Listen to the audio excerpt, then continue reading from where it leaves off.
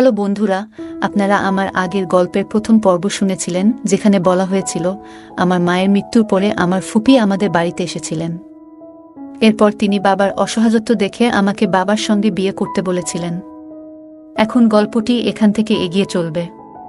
যারা দেখেননি প্রথম পর্বের ভিডিও লিংক নিচে ডেসক্রিপশন বক্স এ পেয়ে যাবেন। আমি বললাম, না, এমনটা নয়। ছোটবেলা থেকেই আমি ভাবতাম বড় হয়ে এমন একজন জীবনসঙ্গী চাই যিনি বাবার মতোই হবেন। কিন্তু ভাগ্যের কি খেলা, আপনাকেই আমার জীবনসঙ্গী হিসেবে পেয়েছি। আমি আপনাকে খুব ভালোবাসি বাবা। আমি চেষ্টা করব আপনাকে সবসময় সুখী রাখতে। বাবা শান্ত স্বরে বললেন, তোমার কথা ঠিকই আছে। আমি তোমার বাবা হলেও এখন থেকে আমাদের সম্পর্ক এক নতুন রূপ নেবে। কিছুদিন আগে পর্যন্ত যাকে বাবা বলে ডেকেছি তার ভূমিকা আমার জীবনে এখন বদলে যাচ্ছে। আমি ভেবেছিলাম তাকে বাবা বলেই ডাকব, কিন্তু আমাদের সম্পর্ক ধীরে ধীরে অন্য রূপ নিতে শুরু করেছে। আমি লাজুকভাবে বললাম, আমি চেষ্টা করব। তার মুখে আনন্দের ঝিলিক ফুটে উঠল। তিনি আমার মুখ তুলে বললেন, এবার নিজের মনে একটা বিষয় স্থির করে নাও। আমি এখন থেকে চাই তুমি আমাকে এমনভাবে ডাকো যেমন তোমার মা আমাকে ডাকতেন। আমি লজ্জা পেয়ে মৃদু হেসে বললাম, আমি চেষ্টা করব। আমার চোখে ধীরে ধীরে তার প্রতি এক নতুন দৃষ্টিভঙ্গি স্পষ্ট হচ্ছিল। আমাদের সম্পর্ক আর বাবা মেয়ের মধ্যে সীমাবদ্ধ থাকল না। আমি বুঝে গেলাম এখন থেকে তিনি আমার জীবনের নতুন এক অধ্যায়ের সঙ্গী হতে চলেছেন। তার চোখে আমার প্রতি এক গভীর দৃষ্টিভঙ্গি ছিল যা আমার মনে এক নতুন অনুভূতির জন্ম দিচ্ছিল। আমি নিজের লজ্জা লুকাতে ব্যস্ত হয়ে পড়লাম, কিন্তু ভেতরে ভেতরে এক অদ্ভুত উত্তেজনা অনুভব করছিলাম। যখনই আমাদের চোখে চোখ পড়ত আমি লাজুকভাবে চোখ সরিয়ে নিতাম, কিন্তু কিছু সময় পরে আবার তার দিকে তাকিয়ে দেখতাম তিনি মৃদু হাসছেন। এই মুহূর্তগুলো আমাদের মধ্যে এক নতুন ধরনের সংযোগ তৈরি করছিল। একদিন ছেলেমেয়েরা একটা জিনিস চাওয়ার জন্য জেদ করতে লাগল। বাবা তাদের সেই মুহূর্তে তা দিতে রাজি হলেন না। তখন দুই সন্তান আমার দিকে তাকিয়ে বলল, মা, তুমি এনে দাও না। আমি হেসে বললাম, ঠিক আছে, নিয়ে নিও। তারা খুশিতে উজ্জ্বল হয়ে উঠল। কিন্তু তখন ছোট মেয়ে বলল, থাক মা, বাবা রাগ করবেন। আমি হেসে বললাম, বাবা রাগ করবেন না, এবং বাবার দিকে তাকিয়ে একবার মৃদু হাসলাম। বাবা কিছু বললেন না, শুধু হাসলেন।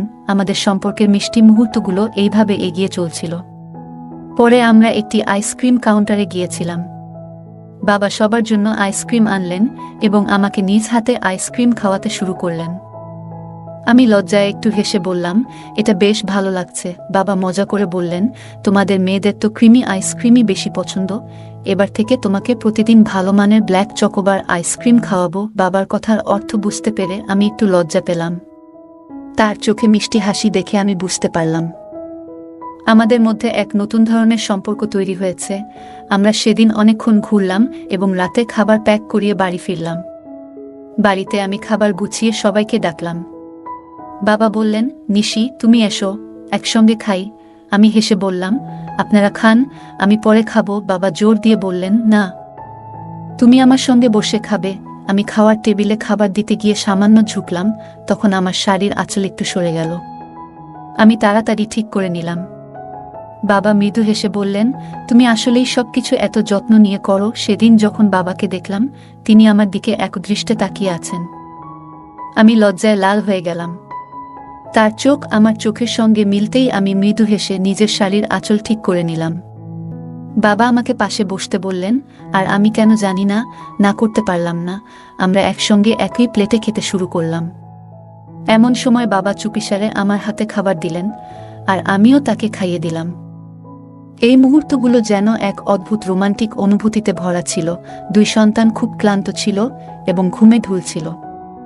আমি বললাম, আমি ওদের ঘুম পাড়িয়ে দিচ্ছি। তাদের শুইয়ে দিয়ে এসে দেখি বাবা এখনো বসে আছেন। আমি বললাম, আপনি একটু বিশ্রাম নিয়ে নিন। বাবা ঘরে চলে গেলেন, আর আমি রান্নাঘরে বাকি কাজ শেষ করতে ব্যস্ত হয়ে পড়লাম। রাত হয়ে গেল, বাবা ঘুমাননি। আমি বুঝতে পারছিলাম তিনি বারবার আমার কাছে আসার চেষ্টা করছেন। আমি ভাবলাম বাবাকে এক কাপ দুধ দিয়ে আসি, কিন্তু ঘরে গিয়ে বলবো নাকি এখান থেকেই জিজ্ঞেস করব, এ নিয়ে দ্বিধায় পড়ে গেলাম। অবশেষে বাইরে থেকেই ডেকে বললাম, শুনছেন? রিঙ্কির বাবা, আপনার জন্য কি গরম 1 কাপ দুধ দেব? সেদিন অজান্তে প্রথমবার আমি তাকে রিঙ্কির বাবা না ডেকে শুনছেন বলে ডাকলাম, যেভাবে মা বাবাকে ডাকতেন। সেদিন যখন আমি বাবাকে ডাকলাম তখন অজান্তে এমন কিছু বলে ফেলেছিলাম যা আমাকে লজ্জায় ডুবিয়ে দিল। আসলে আমি তাকে প্রথমবার স্বামী হিসেবে সম্বোধন করেছিলাম। নিজেই নিজের কথায় লজ্জিত হয়ে পড়েছিলাম। বাবা ভেতর থেকে মজা করে বললেন, প্রিয়াজি, কি জানতে চাইছেন? তার এমন কথা শুনে আমার লজ্জার দ্বিগুণ হয়ে গেল। কিছু বলতে পারলাম না। তখনই তিনি বাইরে এলেন। তার মুখে এক মিষ্টি হাসি ছিল। তাকে সামনে দেখে আমার হৃদস্পন্দন যেন দ্রুত হতে লাগল। আমি ঘাবড়ে গিয়ে এদিক ওদিক তাকিয়ে কোনোভাবে বললাম, ওই, আমি দুধ দিতে এসেছি। তিনি মুচকি হেসে আমার কানে ফিসফিস করে বললেন, প্রিয়াজি, আপনার আদেশ আমাদের মাথায়। আমরা তো আপনার সেবক। তার এমন মজার কথা শুনে আমি লজ্জায় রাঙা হয়ে গেলাম। কিছু বলতে না পেরে তাড়াতাড়ি সরে এলাম। কিন্তু তার সেই কথাগুলো বারবার মনে পড়ছিল, আর আমি লজ্জায় আর আনন্দে মুচকি হাসছিলাম। আমি রান্নাঘরে গিয়ে 1 গ্লাস দুধ গরম করে তাকে দিলাম। তিনি বললেন, মনে হচ্ছে তুমি এতে চিনি দাওনি। আমি বললাম, না, দিয়েছি তো। তিনি গ্লাসটা আমার দিকে বাড়িয়ে বললেন, তাহলে নিজেই একবার চেখে দেখো। আমি একটু চেখে দেখে বললাম, চিনি তো ঠিকই আছে। তখন তিনি মুচকি হেসে বললেন, তোমার খাওয়ার পরেই এটা মিষ্টি হয়ে গেছে। তার এমন মজার কথা শুনে আমি এত লজ্জা পেলাম যে তাড়াতাড়ি নিজের ঘরে চলে এলাম। তার কথা মনে পড়তেই আবার মুচকি হাসি ফুটে উঠল। বাবা এতটা মজার হতে পারেন তা আগে কখনো কল্পনা করিনি। ঠিক তখনই ফুপির ফোন এলো। আমি ফোন তুলে গল্প করতে লাগলাম। গল্পের মাঝখানে ফুপি জিজ্ঞেস করলেন, ভাবি, সব ঠিকঠাক তো? সেদিন আমি বাইরে গিয়ে ফুপির সঙ্গে কথা বলতে শুরু করলাম। তিনি আমাকে জিজ্ঞেস করলেন, ভাবি, রিঙ্কি তো বেশ জেদ ধরেছিল, কোথায় নিয়ে গেলেন? আমি বললাম, হ্যাঁ ফুপি, বাচ্চারা অনেকদিন ধরে বাড়িতে ছিল, তাই একটু বাইরে আয়েস করতে নিয়ে গেলাম। ফুপি মুচকি হেসে বললেন, ভাবি, আমার ভাই আর আপনার মধ্যে কি কোনো নতুন সম্পর্ক তৈরি হলো? আমি একটু লজ্জা পেয়ে বললাম, এখনো নয়, তবে হয়ে যাবে। আমি জানতাম ফুপি কোনো সম্পর্কের কথা বলছেন। আমি বললাম, দিদি, নতুন সম্পর্ক ঠিকভাবে তৈরি করতে হলে পুরনো সম্পর্কগুলো ভুলতে হবে। সেটা আমাদের সবার জন্যই ভালো। ফুপি সায় দিয়ে বললেন, ঠিকই বলেছ ভাবি, তবে মনে হচ্ছে তোমরা দুজন মিলে ভালোই সময় কাটিয়েছ। আমি মৃদু হেসে বললাম, আপনি কি বলছেন ফুপি? তারপর ফুপি বললেন, আমাকে ফুপি না বলে দিদি বলে ডাকো। ঠিক আছে দিদি, এখন থেকে ডাকবো। আমি বললাম। তখন দিদি আমাকে ঠাট্টা করে বললেন, ভাবি, আমার ভাই কি তোমার হাত ধরেছেন?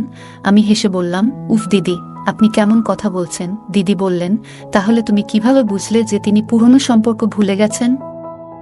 আমি বললাম, তেমন কিছু নয় দিদি।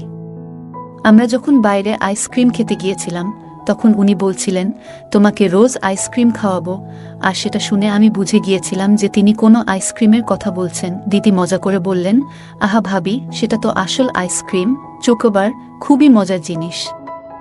এই কথা শুনে আমি লজ্জায় রাঙা হয়ে গেলাম এবং নিজের ঘরে ফিরে এলাম। বিছানায় শুয়ে তখনও ফুপি কথাগুলো কানে বাজছিল। আমি মনে মনে ভাবছিলাম, পাপা আমাকে সত্যি সত্যি চোকোবার খাওয়াবেন? তারপর নিজেই উত্তর দিলাম, কেন নয়? নিজের স্ত্রীকে না খাইয়ে আর কাকে খাওয়াবেন? আমি শুয়ে শুয়ে ভাবতে লাগলাম, দিদি কি পাপার সঙ্গে আমাদের সম্পর্কের কথা বলেছিলেন? পাপার আজকের আচরণ দেখে মনে হচ্ছে তিনি নিশ্চয়ই কিছু আলোচনা করেছেন। এত ভাবনার মাঝেও একটা প্রশ্ন আমাকে তাড়া করছিল, পাপা কি সত্যি আমাকে তার স্ত্রী হিসেবে ভাবতে শুরু করেছেন? সকালবেলা আমি বসে বসে ভাবছিলাম, পাপা কি সত্যিই আমাকে তাদের সন্তানদের মা হিসেবে দেখতে চান? কিছুক্ষণ চিন্তাভাবনার পর নিজেই উত্তর পেয়ে গেলাম। যদি সেটা না চাইতেন তবে কেন বলতেন, আমাকে পাপা বলে ডেকো না?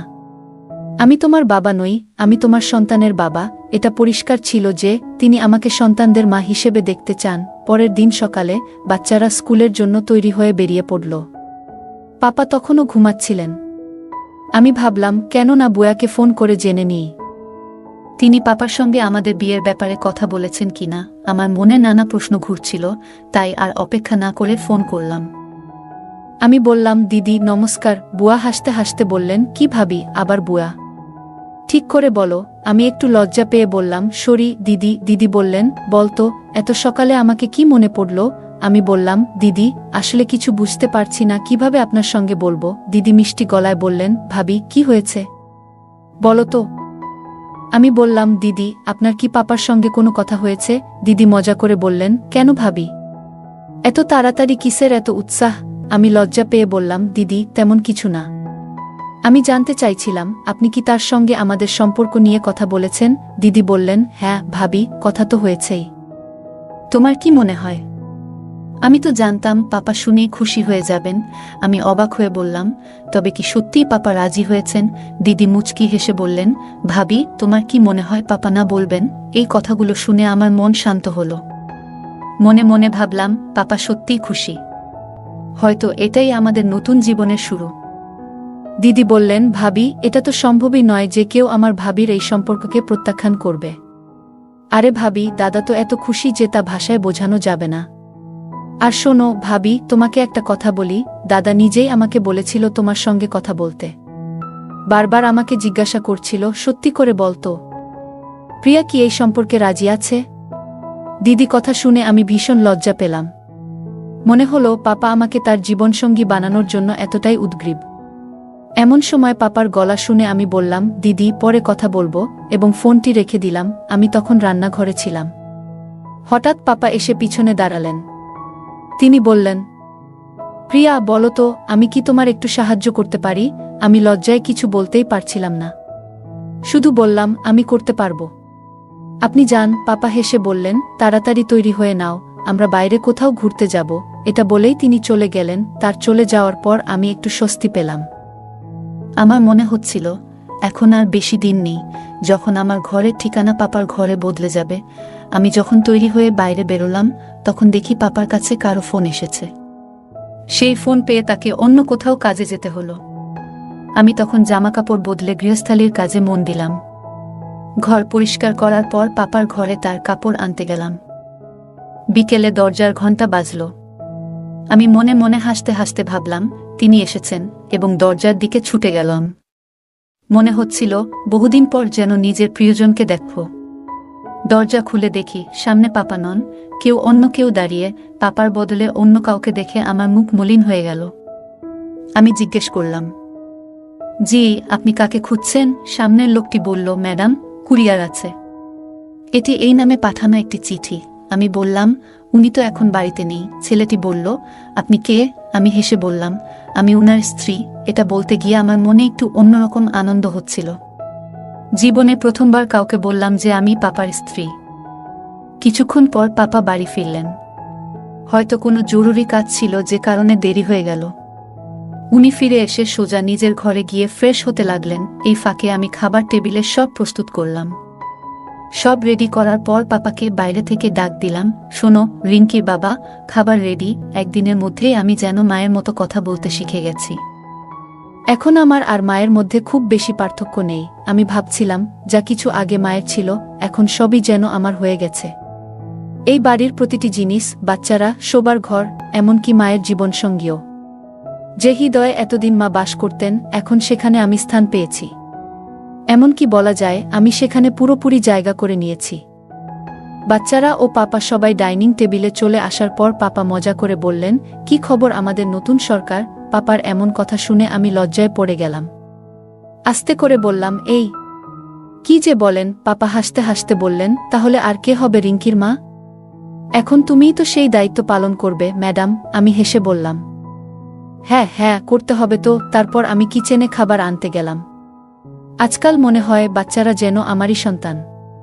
তারা এমনভাবে আমার সাথে মিশে গেছে যেন আমি তাদের মা, বোন নয়। খাওয়া শেষে বাচ্চারা ঘরে চলে গেলে পাপা ঘরে যাচ্ছিলেন। আমি তাকে থামিয়ে বললাম, শুনুন তো। খামটা তার হাতে দিয়ে জানালাম, এটা সন্ধ্যায় কুরিয়ার থেকে এসেছে। পাপা বললেন, আমি বলেছিলাম বাড়িতে নেই, তাই স্ত্রীর হাতে দিয়ে যাও। স্ত্রী কি শব্দে আমি লজ্জায় লাল হয়ে কিচেনে চলে গেলাম। কিছুক্ষণ পর পাপা এসে বললেন, প্রিয়া, তোমার দিদির ফোন এসেছে। ফোন নিয়ে ঘরে গিয়ে দিদির সঙ্গে কথা শুরু করলাম। দিদি বলল, ভাবি নমস্কার। আমি হাসি দিয়ে বললাম, নমস্কার দিদি। দিদি মজা করে বলল, তোমার বিয়ে হলে তোমার পাপা খুশি। তিনি বললেন, নতুন ভাবির রান্না আর যত্নদারি দারুণ হবে। এই কথায় আমি হেসে ফেললাম। দিদি জানালো, তার বাচ্চারা জানে তাদের নতুন মা আমি। দিদির বয়স 3-2, তার 2টি সন্তান রয়েছে। বাচ্চারা আমাদের মতোই। আমাদের ছাড়া তাদের তেমন কোনো অন্য আত্মীয় নেই।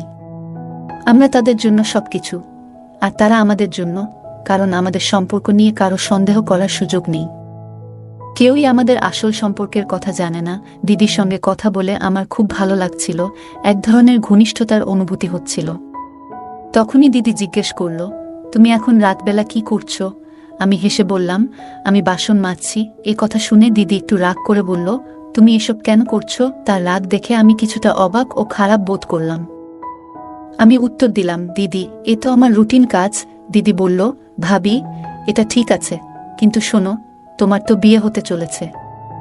এ সময় নিজেকে একটু সুন্দরভাবে রাখাটা জরুরি। জানো, যখন একজন নারী রাতে সাজগোজ করে নিজের স্বামীর সামনে যায়, তখন তা তাদের ভালো লাগে। এ কথা শুনে আমি লজ্জায় মাটিতে মিশে যেতে চাইছিলাম। ধীরে ধীরে বললাম, দিদি, তুমি এ কি বলছো? দিদি হাসতে হাসতে বলল, ঠিকই বলছি। এখন থেকে নিজেকে সবসময় প্রস্তুত রাখবে। জানো ভাবি, পুরুষদের নিয়ন্ত্রণে রাখতে হলে তাদের প্রতি তোমার যত্ন এবং আকর্ষণ ধরে রাখা খুব জরুরি। আমি মাথা নেড়ে বললাম, ঠিক আছে দিদি, আমি খেয়াল রাখব। তারপর দিদি বলল, ভাবি, আরেকটা জরুরি কথা।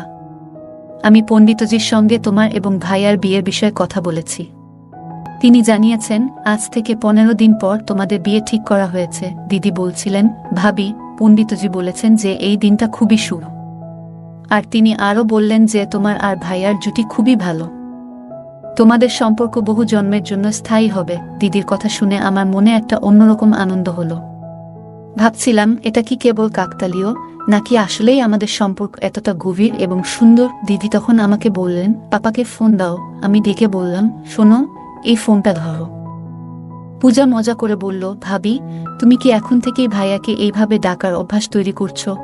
আমি একটু রেগে গিয়ে মিষ্টি স্বরে বললাম, আরে দিদি, তুমি এ কি বলছো? দিদি হেসে বলল, ভাবি, এখন আমি মজা করছি, কিন্তু কয়েকদিনের মধ্যেই তুমি নিজেই এভাবে ডাকতে অভ্যস্ত হয়ে যাবে। দিদি আর আমি একসঙ্গে হেসে উঠলাম। আমি পাপার ঘরে গিয়ে ফোন দিয়ে এলাম। তারপর নিজের ঘরে এসে বিছানায় শুয়ে পড়লাম। কিন্তু আজ আমার ঘুম কিছুতেই আসছিল না। যে বিছানায় প্রতিদিন শান্তিতে ঘুমোই, আজ যেন সেটাই অস্বস্তি দিচ্ছিল। পরের দিন সকালে আমি খুব খুশি মনে বাড়ির সব কাজ দ্রুত সেরে ফেললাম। তখন পাপা ঘুম থেকে উঠে আমাকে বললেন, নিশি, রেডি হয়ে নাও, আজ কোথাও ঘুরতে যাব। আমি একটু মজা করে বললাম, কেন, আজকেও কি কালকের মতোই তৈরি হতে হবে? পাপা একটু হাসলেন এবং আমার সামনে কান ধরে বললেন, সরি, মাফ করে দাও, কাল জরুরি কাজ ছিল। পাপার এমন ভঙ্গি দেখে আমার মুখে হাসি চলে এলো। আমি আমার ঘরে গিয়ে ভাবতে লাগলাম, আজ ঘুরতে গেলে কি পরব। এমন কিছু পরতে চাইছিলাম যা পাপার পছন্দ হবে, কিন্তু আবার কি পরব সেটা বুঝতে পারছিলাম না। ঠিক তখনই পাপা আমার ঘরে এলেন এবং বললেন, তুমি এখনো তৈরি হলে না? আমি বললাম, দেখো তো, কিছুই বুঝতে পারছি না, কি পরব? তুমি বলো না, কি পরব? পাপা মায়ের ওয়ার্ড্রোব থেকে একটি সুন্দর কালো শাড়ি বের করলেন এবং আমার দিকে এগিয়ে দিয়ে বললেন, এইটা পরো। পাপা বললেন, এই শাড়িটা পরো, তোমার ওপর দারুণ মানাবে। আমি পাপার হাত থেকে শাড়িটা নিয়ে তাড়াতাড়ি তৈরি হতে শুরু করলাম। সেদিন মায়ের কালো রঙের সুন্দর শাড়ি এবং তার সাথে মানানসই ব্লাউজ পরেছিলাম। শাড়ির সঙ্গে মিলিয়ে চুড়ি, কানের দুল এবং একটি লাল টিপ পরেছিলাম। সাজগোজের পর মনে হচ্ছিল আজ যেন আমার চেয়ে বয়সে বড় দেখাচ্ছে। পরে পাপা এসে গেলেন। আমি আস্তে করে জিজ্ঞেস করলাম, আপনি এসে গেছেন? পাপা হেসে উত্তর দিলেন, আর কিছু না বলে শুধু মৃদু হাসলেন। তার হাতে একটি ছোট বাক্স ছিল। তিনি বাক্সটা আমার দিকে এগিয়ে দিয়ে বললেন, নিশি, এটা তোমার জন্য উপহার। আমি পাপার হাত থেকে বাক্সটা নিয়ে মুচকি হেসে খুললাম। বাক্স খুলতেই দেখলাম তাতে সোনার সুন্দর গয়না। বাক্স খুলতেই দেখলাম ভেতরে দুটি খুব সুন্দর বালা। বালা দেখে আনন্দে উচ্ছ্বাস প্রকাশ করে বললাম, ওয়াহ, কি সুন্দর বালা এগুলো। তারপর বললাম, আপনার জন্য একটু পানি নিয়ে আসি। পাপা আমাকে থামিয়ে বললেন, প্রিয়া, দিদির সাথে কি তোমার কথা হয়েছে? আমি বুঝতে পারছিলাম পাপা কি বিষয়ে জিজ্ঞেস করছেন, তবুও জিজ্ঞাসা করলাম, কোনো বিষয়ে পাপা? পাপা বললেন, পূজা কি তোমাকে কোনো তারিখের ব্যাপারে কিছু বলেছে? আমি মৃদু হেসে লজ্জায় মাথা নিচু করে বললাম, জি পাপা।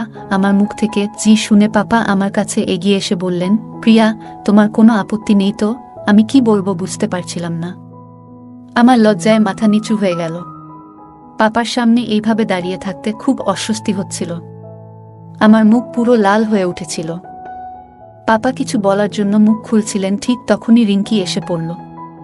লজ্জা লুকিয়ে আমি বললাম, আমি আপনার জন্য পানি নিয়ে আসছি। এটা বলে আমি দ্রুত রান্নাঘরের দিকে চলে গেলাম। রিঙ্কি পাপার কাছে গিয়ে জিজ্ঞেস করল, পাপা, আমি কেমন দেখাচ্ছি? পাপা তাকে কোলে তুলে নিয়ে আদর করে বললেন, খুব সুন্দর দেখাচ্ছ। তখন রিঙ্কি বলল, আমি সুন্দর দেখাচ্ছি বলেই আপনি আমাকে কোলে তুলেছেন। তাহলে মাকে সুন্দর দেখাচ্ছিলেন, তখন কেন তাকে কোলে তুললেন না? আপনি কি মিথ্যা বলছেন যে মা সুন্দর? রিঙ্কির প্রশ্ন শুনে আমি লজ্জায় মাটির সঙ্গে মিশে যেতে চাইছিলাম। তাকে মৃদু বকাঝকা করে বললাম, তুই কি সব বলিস? যা, এখানে থেকে যা। পাপার দিকে তাকালাম। তিনি মুচকি হাসছিলেন। আমি আর তার চোখের দিকে তাকাতে পারছিলাম না। দ্রুত সেখান থেকে বের হয়ে এলাম। কিছুক্ষণ পর পাপাও তৈরি হয়ে বের হলেন। আমি তখনও তার চোখে চোখ রাখতে পারছিলাম না, কিন্তু পাপা আমার দিকে তাকিয়ে হাসছিলেন। তারপর আমরা সবাই বাজারে কেনাকাটার জন্য বের হলাম। আজ পাপার সঙ্গে বের হতে এক অদ্ভুত অনুভূতি হচ্ছিল। আজ শপিংয়ে যাওয়ার সময় মনে হচ্ছিল যেন পাপার সঙ্গে নয়, আমার নিজের স্বামী আর সন্তানদের সঙ্গে যাচ্ছি। আমরা একটি মলে গিয়েছিলাম, যেখানে পাপা আমার জন্য শাড়ি বেছে দিলেন এবং বিয়ের একটি সুন্দর পোশাকও পছন্দ করলেন। শপিং করতে গিয়ে আমি বুঝলাম, আমার এবং পাপার পছন্দ একেবারে মিলে যায়। যেই শাড়িটা আমার পছন্দ হয়েছিল সেটাই পাপারও পছন্দ। আমাদের পছন্দ এতটা মিলে যাওয়া দেখে মনে হচ্ছিল আমি সত্যিই পাপার জন্যই তৈরি হয়েছি। পাপা শাড়ির ব্লাউজগুলো খুবই সুন্দর ডিজাইন করে সেলাই করার জন্য দিয়ে দিলেন। এতে আমার কোনো আপত্তি ছিল না, কারণ এগুলো তো তাকে দেখানোর জন্যই পরব। আমরা বাইরে থেকেই খাওয়া দাওয়া সেরে বাড়ি ফিরে এলাম। রাতে নিজের বিছানায় শুয়ে পাপার কথা ভাবতে লাগলাম। আমার চোখে ঘুম ছিল না। তখন উঠে দেখলাম পাপার ঘরের লাইট জ্বলছে। ভাবলাম পাপাও হয়তো জেগে আছেন। হয়তো তারও আমার মতো ঘুম আসছে না, কারণ আমাদের বিয়ে হতে চলেছে। বিয়ের আগে কারি বা ঘুম আসে? সকালে আমি বাচ্চাদের স্কুলের জন্য প্রস্তুত করছিলাম। রিঙ্কি বায়না ধরল, মা, আজ তুমি আমাকে স্কুলে পৌঁছে দাও। বাড়ির কাজ থাকায় বোঝালাম, তুমি নিজে চলে যাও, কিন্তু সে জিদ ধরে বলল, পাপার সঙ্গে যাব। পাপা তখনও ঘুমাচ্ছিলেন। ঘরে গিয়ে ডাকলাম, শুনছ? উঠে বাচ্চাদের স্কুলে দিয়ে আসো। পাপা বললেন, ওরা তো ভ্যানে যাবে। আমি জোর দিয়ে বললাম, না, তোমাকেই যেতে হবে। পাপা কাপড় পরতে পরতে বললেন, যা হুকুম সরকার। এই কথায় আমি হেসে বললাম, তাড়াতাড়ি করো, দেরি হচ্ছে। আমি এখন পাপার সঙ্গে একজন স্ত্রীর মতোই আচরণ করছি, যেন বাড়ির সব দায়িত্ব আমার। পাপা বাচ্চাদের স্কুলে ছেড়ে যাওয়ার পর আমি ঘরের কাজে মন দিলাম। পাপার ঘর গুছাতে গিয়ে মোবাইল বেজে উঠল। দিদি ফোন করেছিল। দিদি হাসতে বললেন, ভাবি, ভাইয়াকে নিজের ইশারায় নাচানো শুরু করেছেন নাকি? আমি মুচকি হেসে উত্তর দিলাম, রিঙ্কি একটু জিদ করছিল তাই। পাপা ফিরে এসে বললেন, প্রিয়াজি, আজ একটু ঘুরে আসি। আমি রাজি হয়ে প্রস্তুতি নিতে গেলাম। হঠাৎ ভাবলাম পাপার পছন্দের পোশাক পরি। তাকে জিজ্ঞেস করলাম, কি পরব বলুন তো? পাপা আমার জন্য লাল শাড়ি বেছে দিলেন। তিনি আমার দিকে তাকিয়ে মুচকি হেসে ঘর থেকে বেরিয়ে গেলেন। আমি লাল রঙের শাড়িটি পরে নিলাম আর চুল খুলে রাখলাম, কারণ আমি জানি পাপা আমার খোলা চুল খুব পছন্দ করেন। আমি যখন বাইরে এলাম, পাপা শুধু আমার দিকেই তাকিয়েছিলেন। আমি হাসতে হাসতে বললাম, এভাবেই দেখবেন নাকি চলবেন? পাপা হেসে বললেন, চলো, তবে আগে পাশে কিছু টাকা রেখে দাও। আমি জানতে চাইলাম, কত টাকা? পাপা বললেন, সরকার, আপনার ইচ্ছেন তোই রাখুন। শপিং তো আপনি করবেন, আমরা তো কেবল আপনার চাকর। মালকিনের কাছে এমন কিছু প্রশ্ন করার সাহস আমাদের নেই। পাপার কথা শুনে আমার গাল লজ্জায় লাল হয়ে গেল। আমি মুচকি হেসে বললাম, এই রকম কথা বলা আপনি শিখেছেন? তারপর আমি আলমারি থেকে কিছু টাকা নিয়ে পাপার সঙ্গে বেড়াতে বেরিয়ে পড়লাম। পাপা গাড়ি চালিয়ে শহরের বাইরে একটি নির্জন জায়গায় নিয়ে এলেন। সেখানে একটি পুরনো দুর্গ ছিল। পাপা বললেন, প্রিয়া, তোমার ছবি তোলার জন্যই এখানে নিয়ে এসেছি। আমি বললাম, এটা তো বাড়িতেও করতে পারতেন। পাপা হেসে বললেন, বাইরের সবুজের মধ্যে ছবি আরও সুন্দর আসবে। পাপার কথা শুনে আমি মৃদু হেসে বললাম, ঠিক আছে, চলুন। পাপা আমার কানের কাছে এসে ফিসফিসিয়ে বললেন, ভয় লাগছে না তো? আমি মুচকি হেসে বললাম, আপনি যখন পাশে আছেন তখন আর ভয় কিসের? পাপা বললেন, যে কেউ তোমার প্রেমে পড়তে পারে। আমি নিজেকে খুব ভাগ্যবান মনে করি যে তুমি আমাকে পেয়েছ। পাপার এই কথা শুনে আমি লজ্জায় চোখ নামিয়ে বললাম, কত মিথ্যে কথা বলেন আপনি।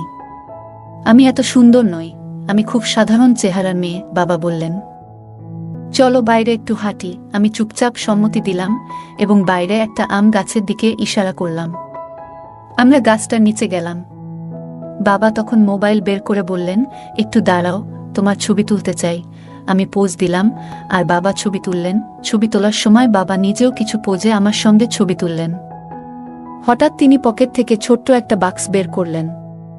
বাক্সটা খুলে দেখলাম একটা আংটি। বাবার চেহারায় তখন এক অদ্ভুত কোমলতা। তিনি বললেন, প্রিয়া, এই আংটি তোমার জন্য। আমি চাই তুমি এই সম্পর্ককে নতুনভাবে গ্রহণ করো। আমি হতভম্ব হয়ে দাঁড়িয়েছিলাম। বাবা আমার হাত ধরে আংটিটা পরিয়ে দিলেন। লজ্জায় আমি দৌড়ে চলে এলাম। বাবা আমার পেছন পেছন এলেন এবং বললেন, প্রিয়া, তোমার উপস্থিতি আমার জীবনে একটা নতুন অর্থ এনেছে। তোমাকে ছাড়া আমি আর এক মুহূর্ত থাকতে পারবো না। এরপর আমরা অনেক কথা বললাম। কিছুক্ষণ পর বাবা বললেন, চলো, তোমার জন্য কিছু কেনাকাটা করি। আমরা বাজারে গিয়ে আমার জন্য সুন্দর কিছু পোশাক কিনলাম। বাবা বারবার বলছিলেন, তোমার মতো সুন্দর মেয়ে যদি সুন্দর পোশাক না পরে তাহলে কিভাবে হবে? আমি তার কথায় হাসলাম, আবার একটু লজ্জাও পেলাম। বাবার সাথে কাটানো প্রতিটি মুহূর্ত যেন বিশেষ হয়ে উঠছিল। বাবা বললেন, প্রিয়া, আমাদের বিয়ের পর তোমার পছন্দমতো নতুন ফার্নিচার কিনে তোমার জন্য নতুন ঘর সাজাবো। এই কথায় আমি এক মুহূর্ত থেমে তাকে জিজ্ঞেস করলাম, তোমার কি মনে হয় আমি তোমার সঙ্গী হতে পারবো? বাবা গভীরভাবে আমার চোখের দিকে তাকিয়ে বললেন, তুমি আমার জীবনের সবচেয়ে বড় প্রেরণা। বাবা বললেন, চলো, বাড়ির জন্য কিছু নতুন জিনিস কিনি। কেনাকাটা সেরে আমরা বাড়ি ফিরলাম। তখনই বাচ্চারা বাড়ি এলো আর আমি ঘরের কাজে ব্যস্ত হয়ে পড়লাম। হঠাৎ বাবার ফোনে কল এলে তিনি দেখা করতে বাইরে চলে গেলেন। আমি ঘর গুছানোর সময় ভাবছিলাম, এই বাড়ি এখন আমারও। পুরনো অ্যালবাম দেখতে গিয়ে বাবার সঙ্গে মায়ের একটি ছবি দেখে অদ্ভুত অস্বস্তি হলো। মনে হলো বাবার পাশে থাকার অধিকার কেবল আমার। চিন্তা সরিয়ে রাতের খাবার তৈরি করতে লাগলাম। কিছুক্ষণের মধ্যেই বাবা ফিরে এলেন আর আমি খাবার টেবিল সাজালাম। আমি বাবাকে ডাকার জন্য তার ঘরে গিয়েছিলাম। তখন বাবা বললেন, নিশি, তোমার কেনা পোশাকগুলো পরে দেখেছ? মাপ ঠিক আছে তো? আমি লজ্জায় মুখ নামিয়ে বললাম, হ্যাঁ, সব ঠিক আছে। বাবা আবার বললেন, একবার পরে দেখো, ভালো লাগবে।